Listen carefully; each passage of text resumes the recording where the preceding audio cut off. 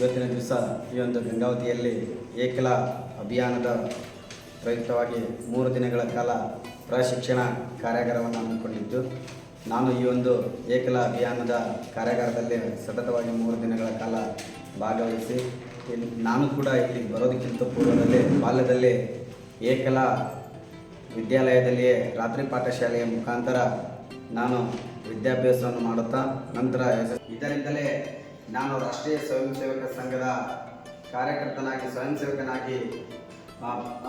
ರಾಷ್ಟ್ರೀಯ ಸ್ವಯಂ ಸೇವಕ ಸಂಘದ ಪ್ರಶಿಕ್ಷಣವನ್ನು 7 ದಿನಗಳ ಕ್ಯಾಂಪನ್ನು ಗಂಗಾವತಿಯ ಮರಳಿ ಕ್ಯಾಂಪ್ನಲ್ಲಿ ನಡೀತಿರ್ತಕ್ಕಂಥ ಕ್ಯಾಂಪ್ನಲ್ಲಿ ಭಾಗವಹಿಸಿ ನಾನು ರಾಷ್ಟ್ರೀಯ ಸ್ವಯಂ ಸೇವಕ ಸಂಘದ ಕಾರ್ಯಕರ್ತನಾಗಿ ನಂತರ ಪ್ರಥಮ ವರ್ಷದ ರಾಷ್ಟ್ರೀಯ ಸ್ವಯಂ ಸೇವಕ ಸಂಘದ ಹಗರಿಬೊಮ್ಮನಹಳ್ಳಿಯಲ್ಲಿ ನಡೀತಿರ್ತಕ್ಕಂಥ 21 ದಿನಗಳ ಕಾಲ ಅದರಲ್ಲಿ ಕೂಡ ಭಾಗವಹಿಸಿ ಒಂದು ಸಂಘದ ಶಿಕ್ಷಣವನ್ನು ಪಡೆದುಕೊಂಡು ಸ್ವಯಂ ಸೇವಕನಾಗಿ ಇವತ್ತು ಈ ಒಂದು ಏಕಲ ಅಭಿಯಾನದಲ್ಲಿ ಕೊಪ್ಪಳ ಜಿಲ್ಲೆಯ ಒಂದು ಅಂಚಲ್ ಕೇಲ್ಕುದ್ದು ಪ್ರಮುಖನಾಗಿ ಈ ಒಂದು ಕಾರ್ಯಕರ್ತನಾಗಿ ಇದರಲ್ಲಿ ಕೆಲಸ ಮಾಡ್ತಿರೋದು ನನಗೆ ಸಂತೋಷ ತಂದಿದೆ.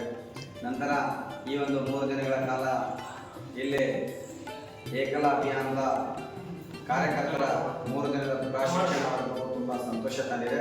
ಇದರಲ್ಲಿ ಭಾಗವಹಿಸಿದ್ದಕ್ಕಾಗಿ ತುಂಬ ಖುಷಿಪಟ್ಟಿದೆ. ಇದರಲ್ಲಿ ಭಾಗವಹಿಸಿರ್ತಕ್ಕಂಥ ಎಲ್ಲ ಕಾರ್ಯಕರ್ತರು ಕೂಡ ತುಂಬ ಖುಷಿಯಾಗಿ ತಿಳಿದುಕೊಂಡರು. ಎಲ್ಲರಿಗೂ ತುಂಬ ಧನ್ಯವಾದ.